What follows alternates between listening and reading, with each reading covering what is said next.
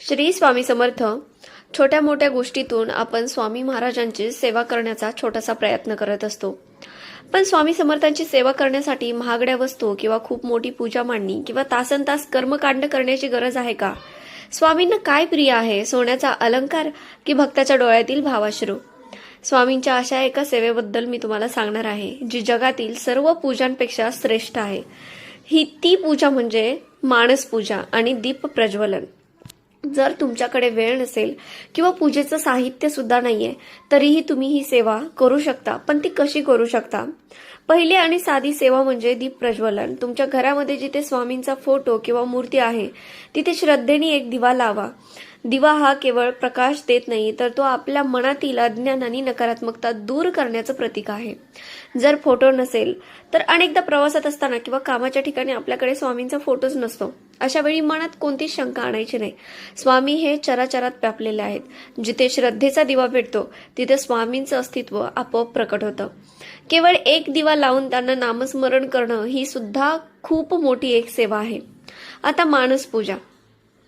शास्त्र सांगतं की मानस पूजा ही बाह्य उपचारांपेक्षा कितीतरी पटीने मोठी आहे. मानस म्हणजे मनातून केली जाणारी पूजा.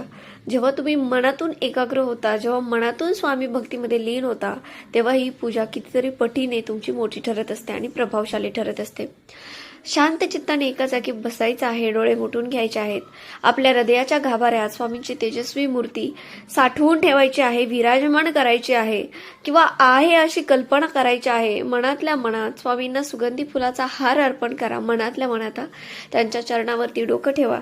तुमच्या मनातील सर्व सुखदुःख स्वामींच्या चरणी अर्पण करा. बाह्य पूजेत कधी साहित्याची कमतरता भासू शकते, पण मानस पूजेत तुम्ही स्वामींना साध्या फुलांपासून ते हिऱ्या मोत्यांपासून काहीही अर्पण करू शकता. स्वामींना तुमच्या वस्तूंची नाही, तर तुमच्या भावाची भूक आहे. ही पूजा तुम्ही कुठेही, म्हणजे बसमध्ये, ऑफिसमध्ये, कामात असताना कुठेही करू शकता. स्वामींसाठी तुमचं मन हाच सर्वात मोठा आणि पवित्र गाभारा आहे. स्वामी महाराजांनी आपल्याला नेहमीच सांगितलं आहे की आम्ही गेलो कुठे? आम्ही देहातच आहोत. याचा अर्थ असा की स्वामी आपल्यामध्येच आहेत. मानस पूजा ही याच तत्वावर आधारित आहे. जेव्हा आपण डोळे मिटून स्वामींचे रूप डोळ्यासमोर आणतो, तेव्हा आपण थेट त्यांच्या दिव्य शक्तीशी जोडले जातो.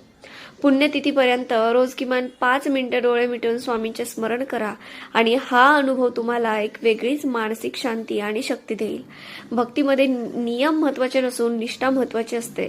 तर आजपासून ही मानस पूजा सुरू करा आणि स्वामींच्या प्रेमाचा अनुभव घ्या. व्हिडिओ आवडला असेल तर लाईक, शेअर आणि कमेंट करायला विसरू नका. श्री स्वामी समर्थ. श्री गुरुदेव दत्त.